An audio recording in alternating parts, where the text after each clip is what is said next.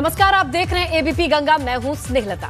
करीब 2.5 महीने का इंतजार और तय हो जाएगा कि यूपी में किसकी सरकार बनने वाली है, किस दल की कैसी तैयारी है और कौन पार्टी किस पर भारी है। आपको बताएंगे कि कौन किससे मिला, किसका कौन सा फॉर्मूला, ये भी समझाएंगे। चुनाव से जुड़ी कोई भी खबर छूटेगी नहीं। तो चलिए शुरू करते हैं यूपी चुनाव का सबसे बड़ा रण 7 का समीकरण।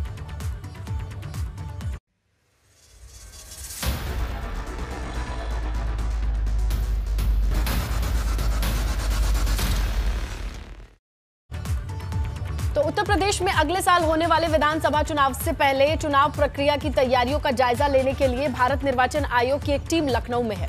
मुख्य निर्वाचन आयुक्त की अगुवाई में 3 दिन के दौरे पर आए चुनाव आयोग के दल ने पहले दिन से ही चुनाव की तैयारियों पर काम शुरू कर दिया है। इसी कड़ी में आज चुनाव आयोग की टीम ने कई दलों के नेताओं के साथ बैठक की। इस मुलाकात में कई दलों ने विधानसभा चुनाव की प्रक्रिया को लेकर अपनी अपनी मांगे भी सामने रखी, जिसमें सपा ने चुनाव आयोग से मांग की है कि वोटों के बाद परिणाम में गड़बड़ी पर दोबारा वोटिंग कराई जाए, कोविड नियमों के तहत समय पर ही चुनाव कराया जाए। सपा प्रदेश अध्यक्ष नरेश उत्तम पटेल ने यूपी के कुछ ऑफिसर्स की लिस्ट भी चुनाव आयोग को सौंपी है। आरोप ये लगाया है कि उन अफसरों ने पीएम और गृह मंत्री की रैलियों में भीड़ जुटाने के लिए दबाव डाला था। तो देखिए, चुनाव आयोग की टीम के साथ मुलाकात हुई है तमाम दलों के प्रतिनिधियों की, और ऐसे में जो अहम बातें निकल करके सामने आई हैं वो हम आपको दिखा रहे हैं। जहां कहना है कि कोविड नियमों के तहत सही समय पर ही चुनाव किए जाएं, और इसके साथ ही कुछ ऑफिसर्स की एक लिस्ट भी चुनाव आयोग को सौंपी गई है। इसे लेकर भी आज प्रतिनिधि दल पहुंचे थे चुनाव आयोग की टीम के साथ। तो आरएलडी की तरफ से भी ये कहा गया है कि वीवीपैट के मिलान का भी जो ऑप्शन है उसे सुनिश्चित किया जाए। कहीं कोई गड़बड़ी मिलती है तो दोबारा चुनाव हो, इस बात को भी सुनिश्चित किया जाए। प्रत्याशी की मांग यह है कि 50% वीवीपैट का मिलान करने की इजाजत मिले। सरकार में बड़े पदों पर बैठे लोगों के संविधान विरोधी बयानों पर भी रोक लगे। एक वोटर के अलग अलग निर्वाचन क्षेत्र के मताधिकार भी रद्द किए जाएं। 80+ जो है सीनियर सिटीजन हैं और दिव्यांग वोटर्स हैं, उनकी लिस्ट भी पार्टियों को मुहैया कराई जाए। ये तमाम मांगे हैं जो इस वक्त आप टीवी स्क्रीन पर भी देख रहे हैं। ग्राफिक्स के जरिए हम बताना चाह रहे हैं आपको कि किस तरीके से जो पार्टी के प्रतिनिधि हैं वो मौके पर पहुंचते हैं, चुनाव आयोग के सामने अपनी अपनी सुझाव और मांग को रखते हैं। और इन सबको सुनने के साथ ही आज ही पहुंची टीम ने अपना काम शुरू कर दिया है और अगले 3 दिन तक मैराथन बैठकों का दौर चलेगा। देखिए, चुनाव आयोग से कांग्रेस की जो मांग है वो ये है कि यूपी पुलिस की निगरानी में भाई निष्पक्ष चुनाव नहीं हो सकता है, इस पर ध्यान दीजिए। केंद्रीय बलों की निगरानी में अगर चुनाव की प्रक्रिया कराई जाए तो ज्यादा निष्पक्ष होगी, ये कांग्रेस की ओर से सुझाव है। स्थानीय अधिकारी चुनाव के दौरान दखल अंदाजी ना करें, ये भी बात सामने आई है।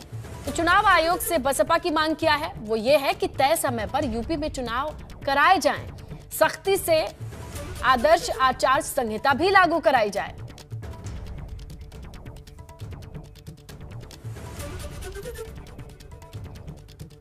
तो देखिए, ये बेहद अहम रहा है तमाम दलों की ओर से। ज्यादा वक्त नहीं, 10-10 मिनट का वक्त मिला था तमाम दलों को कि जाए वो चुनाव आयोग की टीम से बात करें, अपने सुझाव, अपना पक्ष सामने रखें।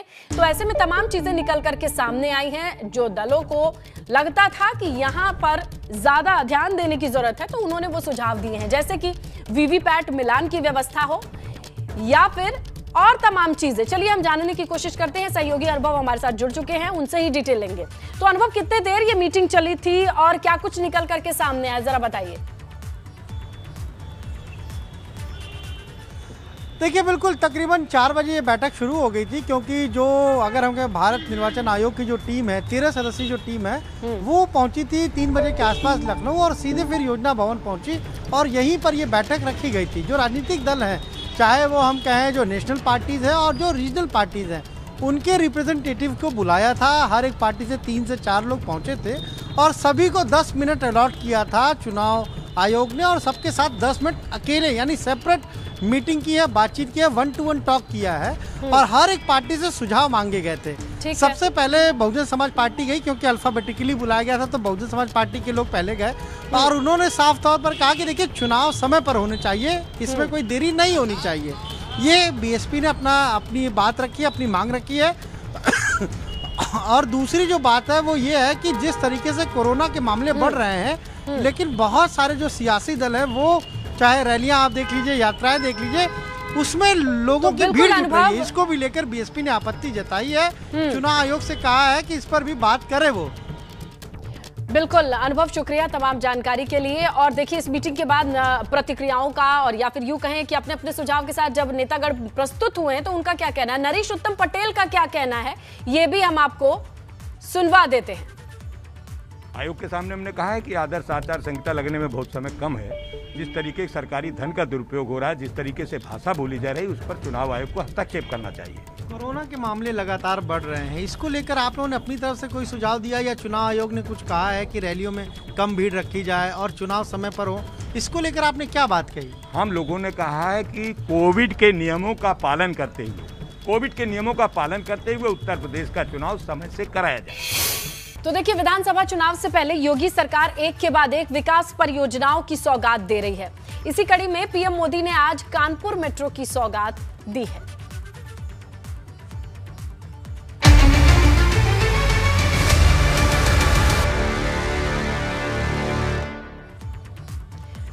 तो उत्तर प्रदेश विधानसभा चुनाव से पहले आज प्रधानमंत्री नरेंद्र मोदी ने कानपुर की जनता को मेट्रो रेल सेवा की सौगात दी है। इसके साथ ही कानपुर उत्तर प्रदेश में मेट्रो सेवा वाला 5वां शहर बन गया है।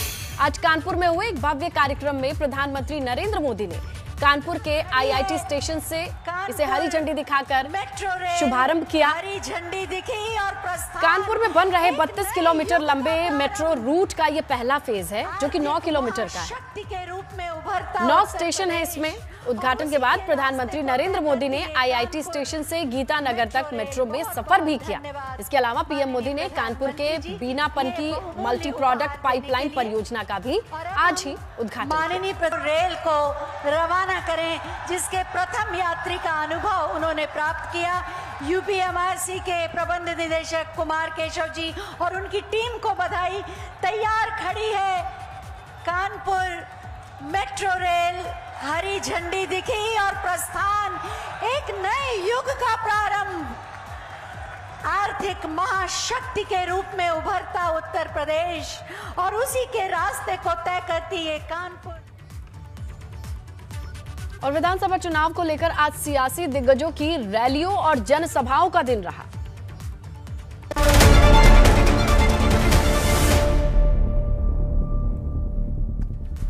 तो देखिए यूपी चुनाव की तारीखों का ऐलान भले ना हुआ हो, लेकिन सियासी दलों ने पूरी ताकत झोंक रखी है। बीजेपी के तमाम दिग्गज आज मिशन यूपी 2022 पर रहे। खुद प्रधानमंत्री नरेंद्र मोदी ने कानपुर का दौरा करके मेट्रो और कई सौगातें दी कानपुर वालों को। इसके साथ एक जनसभा को भी संबोधित किया। वहीं केंद्रीय गृह मंत्री अमित शाह ने हरदोई, सुल्तानपुर, जबकि बीजेपी राष्ट्रीय अध्यक्ष जेपी नड्डा ने हापुड़ में जनसभा कर हुंकार भरी। तो देखिए आज का जो पूरा दिन रहा है वो आप समझिए कि प्रधानमंत्री कानपुर में रहे, गृह मंत्री रहे उत्तर प्रदेश में, और इसके साथ राष्ट्रीय अध्यक्ष भी। और इन्हीं से जुड़ी ये 3 तस्वीरों को देखकर आप अंदाजा लगाइए कि देश के सबसे बड़े सूबे का चुनाव और यहां पर किस तरीके से मैदान सज चुका है।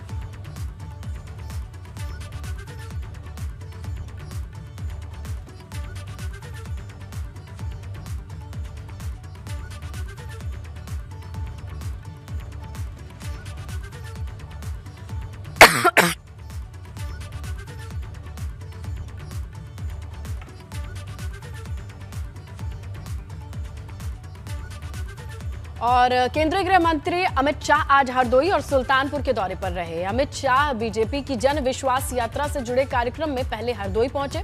यहां उन्होंने एक जनसभा में हुंकार भरी। हरदोई के बाद अमित शाह सुल्तानपुर पहुंचे। यहां भी उन्होंने एक जनसभा को संबोधित किया। चलिए टीवी स्क्रीन पर आपको हरदोई और सुल्तानपुर की दोनों तस्वीर दिखा देते हैं, जहां अमित शाह ने जनसभा की 2022 में बीजेपी के 300 से ज्यादा सीटें जीतने का दावा किया। विपक्ष खासकर सपा पर हमला बोला। अमित शाह ने कहा कि समाजवादी पार्टी की ABCD में A का मतलब अपराध आतंक, B का मतलब भाई भतीजावाद, C का मतलब करप्शन, D का मतलब दंगा होता है, जिस पर बीजेपी ने पानी फेर दिया है।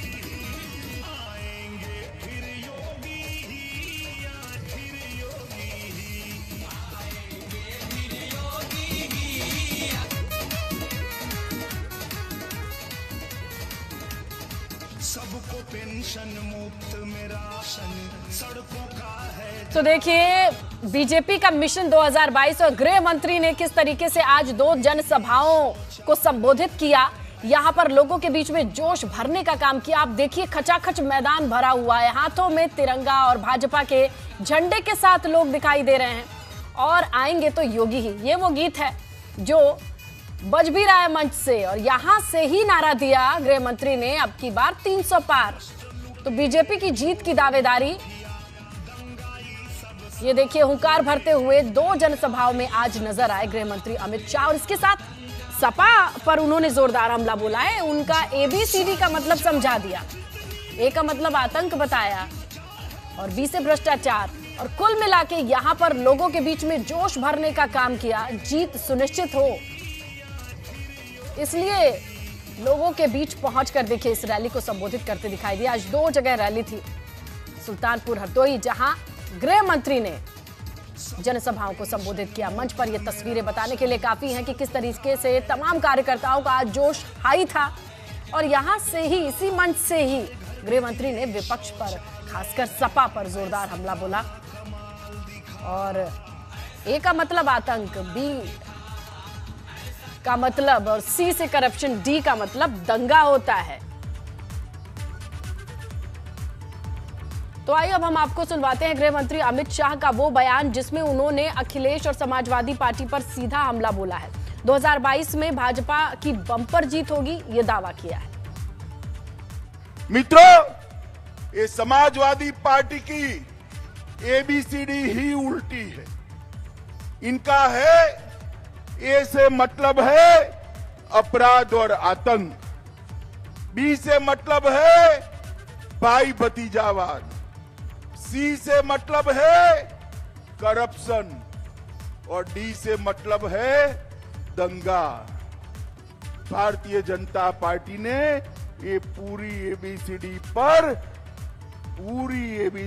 पर पानी फेरने का काम किया। मैं देख रहा हूं जहां तक नजर पहुंचती है मुंड ही मुंड दिखाई पड़ते हैं। ये भगवा महासागर इस बात का परिचायक है कि फिर से उत्तर प्रदेश में मोदी जी के नेतृत्व में 300 से ज्यादा सीटों के साथ भारतीय जनता पार्टी की सरकार बनने वाली। सपा अध्यक्ष अखिलेश यादव के विजय रथ यात्रा के 9वें चरण की आज से शुरुआत हुई है। इस दौरान अखिलेश अपना विजय रथ लेकर उन्नाव के सफीपुर पहुंचे, जहां उन्होंने एक जनसभा को संबोधित किया।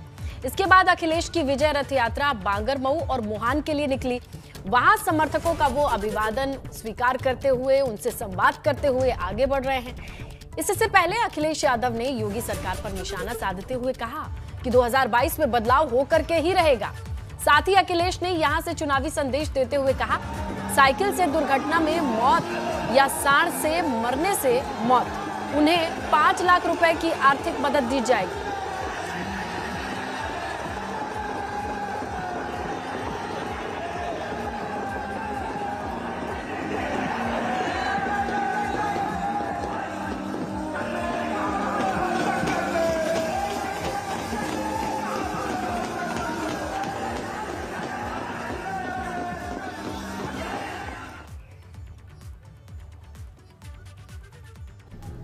कलम और तलवार की धरती रही है। वहां से एक अगली भविष्यवाणी भी करता हूं। अगर जो बात आप कह रहे हो कि जो भी भविष्यवाणी की है वो ठीक निकली है, तो एक और भविष्यवाणी समझ लो, समाजवादी सरकार बनने जा रही है।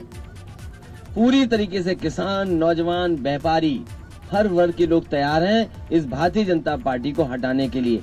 ये वही जगह है जहां पर हजरत मोहानी जी ने जन्म लिया और इंकलाब का नारा दिया। उन्नाव में इंकलाब होगा, 22 में बदलाव होगा। उन्नाव से इंकलाब होगा, 22 में बदलाव होगा। हमारे साइकिल से चलने वालों के लिए भी अलग से रास्ता दिया था, वो रास्ता भी खत्म कर दिया।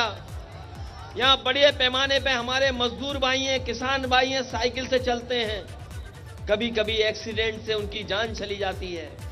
इसलिए साइकिल से अगर एक्सीडेंट होगा, किसी की जान जाएगी, तो समाजवादी सरकार बनने पर उसको 5 लाख रुपए देने की मदद करने का काम समाजवादी लोग करेंगे। और केवल साइकिल से मरने वालों को नहीं 5 लाख, साथ ही साथ जिस वजह से सांड से जिसकी जान गई है उसको भी 5 लाख देने का काम करेंगे। आज जब मैं आपके बीच में वो अखबार उठा करके देखा है, कानपुर के देहात के और उस तरफ इलाके में एक सांड ने एक बुजुर्ग महिला की जान ले ली, वो जान चली गई। मित्र कारोबारी पीयूष जैन की, जिसे लेकर सत्ता पक्ष और विपक्ष खासकर सपा के बीच वार पलटवार का दौर मानो थमने का नाम नहीं ले रहा है।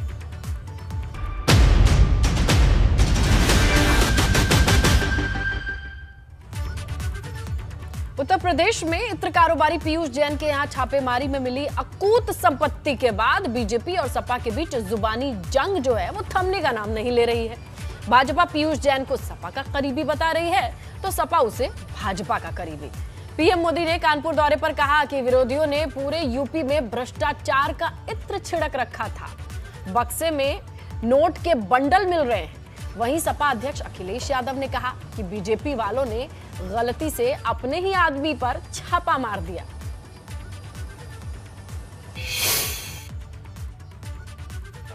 ये लोग ये जरूर कहते हैं कि ये तो हमने किया था, ये तो हमने किया था। मैं सोच रहा था कि बीते दिनों जो बक्से भर भर के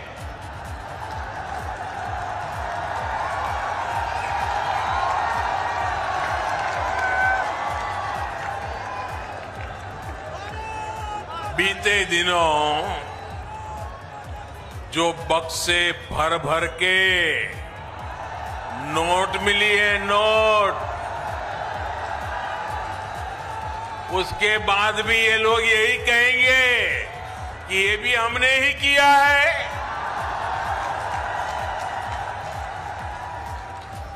पुष्पराज जैन की जगह पीयूष जैन आ गए तो पीयूष जैन के यहाँ छापा मार दिया और सोचो क्या निकला। सोचिए, उत्तर प्रदेश में इतना रुपया किसी का नहीं निकला होगा। जो सरकार में है वो बता सकते हैं रुपया कहां से आया है। जिनकी बैंकें हैं वो बता सकते हैं कि बैंकों से पैसा कम निकाला गया है। और अगर नई नई गड्डियां निकली हैं उसमें, तो जिस बैंक की गड्डी पर नाम लिखा होगा, जिस बैंक से निकला होगा, वो बैंक बता सकती है कि किस समय निकाला गया है। कांग्रेस ने लखनऊ में लड़की हूं लड़ सकती हूं मैराथन का आयोजन किया, जिसमें 11,000 से ज्यादा लड़कियों ने हिस्सा लिया। लेकिन एकाना स्टेडियम में हुए मैराथन में जमकर हंगामा भी हुआ। मैराथन में शामिल कुछ लड़कियों ने इसमें चीटिंग का आरोप लगाया। आपको बता दें, इससे पहले मेरठ और झांसी में भी मैराथन का आयोजन किया गया था।